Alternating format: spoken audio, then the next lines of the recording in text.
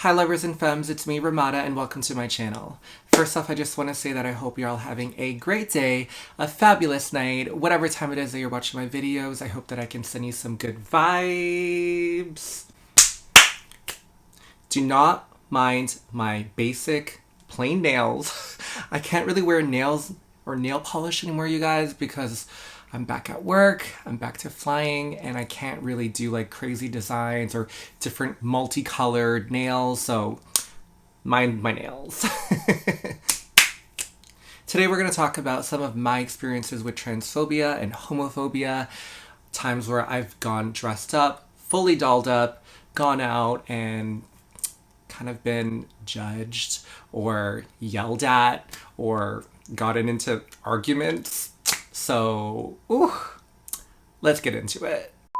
So I think one of my worst experiences has to be on the cruise ship. This is back when I was working on board as an assistant cruise director in a small team, and cruise life is very different from everyday land life. I always used to compare the two, like land life versus the water world, because it basically is a different universe. So once all the passenger activities and events are all complete for the night, that's when the crew gets to have some fun, you know? And so anyway, one of the nights I dressed up and went to the crew bar, and usually when I dress up, I go to the women's bathroom. Yes, it's a bathroom story. So I went to the bathroom and did my business, and usually I like to touch up my makeup or just reapply some lipstick or something. And as I was leaving, one girl in particular was like, "You need to get out of here. You don't belong in here." And I'm literally like, bitch, I'm about to leave anyway. Like, what the hell's your problem? And she's like, "Well, you don't belong here. You're not a woman." I go, oh my god, this dumb bitch. I do not want to get into this, but am I going to get into this? Oh, we're going to get into this, aren't we? So I look at her and I go, well, tell me why I'm not a woman and you are. Go. Like, straight up, go. What makes you a woman? And she goes, because I look like one, because I am one, I was born one, and just because you dress up doesn't mean you're a woman. And I go, oh, my lord.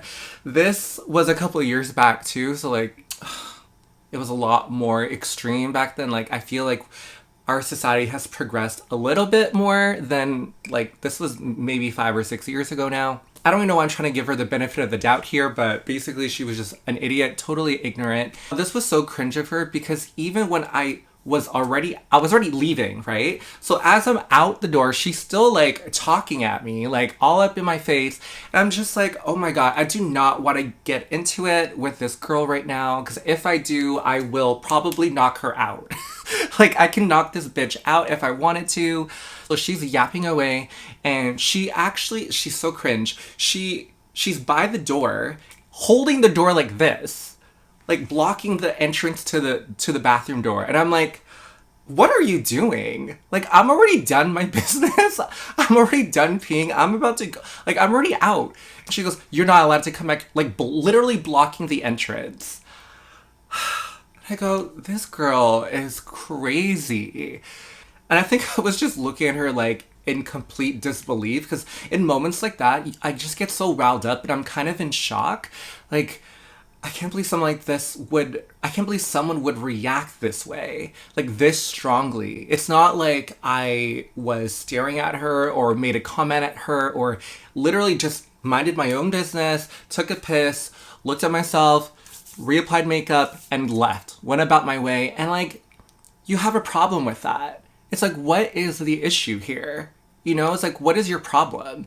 And I know the problem. It's just she's transphobic, right? So I think I just let her speak her piece, and I think I was just like, I'm reporting you because I'm allowed to go in here and you're being transphobic. And so the next day I reported her, of course, and like, I didn't know her. Like, usually the crew, like, we all kind of know each other. Like, I knew of her, but I don't know her well enough, you know what I mean? And she obviously had a huge problem with me to react that intensely about that. is insane to me. I can understand if I was arguing with her about something, or if I made a comment about her hair or something, like, but literally I did nothing. I literally did nothing.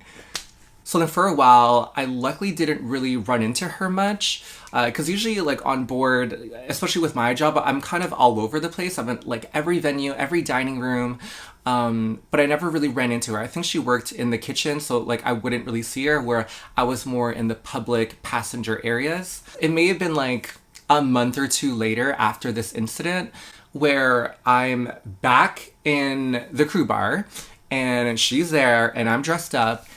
I don't know if she were really drunk that night. I feel like she probably was, because she kind of just came up to me and was being so nice. Like, she was just like saying something about my outfit, and I'm just like, oh, thanks. And at first I was like, is she being sarcastic? Like, is she just being a bitch right now? And I was like, oh, but then she was like talking to me, and I was so confused because I'm like, does this bitch even remember what happened? Or what, you know, like I was just so confused. Like she was trying to be my friend or something after the fact. And again, this was like 2 months later. I was about to finish my contract anyway, so it's not like I wanted to be friends with this girl anyway. But I just found it so weird. Like, she was just weird. She's just a weird girl. Anyway, so yeah, that actually happened to me.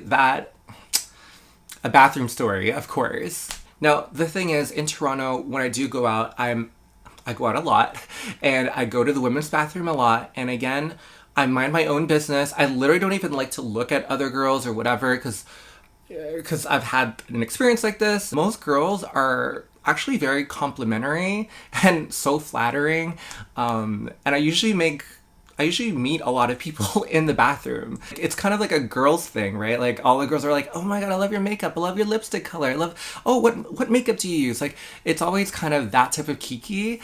And so yeah, that I just had that one bad experience and that one bitch. Now, on the contrary, I've had experiences while I'm dancing with my friends at a nightclub, where I've had, like, let's say I'm talking to a guy, and then I've had, like, I guess some of their girlfriends around, and then I can see them, like, behind, just kind of, like, talking and, like, looking at me or, like, laughing, and I know they're talking about me, and I've literally had some girls whisper in the guy's ear that I'm talking to, be like, oh, that's a guy, that's a man, and I'm just like, first of all, I've already told him. Like, I'm not a cis girl. And I feel like most guys, if they're not drunk enough, they are aware, you know? Like, they're not, like, I'm not trying to fool anybody. Like, that's one of the first things I tell a guy if they approach me or if I approach them. And so I'm just like, why are you trying to, like, what are you doing? I kind of feel like these girls like that are so jealous. Like, I know it's just that, like, you're just so jealous. Like, leave him alone. Leave me alone. Do your own thing. Like, to me, it kind of comes across as if, like, you want your friend, you want this boy, but he does not want you. He's not paying you any time of day. And that's why you're trying to, like, ruin this. Like, you're trying to cock block me. Straight up, you're trying to cock block me. And it's annoying. Don't do that. So yeah, I've had cock blockers a couple times. There was this other time when I was in Puerto Vallarta, Mexico, and I was there for a friend's wedding, and one of the nights me and a few of my other cross-dressing friends, we went to a nightclub where you have to, like, put yourself on a list and everything to be able to go in. And we did that beforehand, like, during the day. We're like, oh, we want to go to this place. It's, like, one of the biggest nightclubs. So we want to put ourselves names. We put our names in. And so as we arrive at this club, we tell them our names. And the bouncer immediately was just like, no, sorry. Like, there's no space. Like, it's all full. And we're just like, we can see the inside doesn't look that full. And we are on guest list, like, we've put our names down. So, like, we should be allowed in. And he's like, no, I'm sorry. I'm like, oh God, is this one of the cases? I'm like, oh God, this they don't want us in. I'm like, I know they're just being transphobic. Like, I know they just don't want us in. And so, of course, I make a scene. Like, I just like, I want to speak to your manager, who's your, like, whoever it is, an upper person, I need to talk to you right now. And so they make us wait like 10 minutes. And then another, like, I guess one of the managers come in, and I'm talking to her. I'm like, why aren't we allowed in? We put our names down. We're on the guest list, and it doesn't look like it's full. So, like, why wouldn't you let us in? Like, we're paying customers. We want to buy drinks. We want to have fun. Why wouldn't we be allowed to go in? She goes, and she just gave us some bullshit reason, like, oh, I'm sorry, but we are planning to get full soon. So, yeah. And I was just like, this is so stupid. Like, you're not...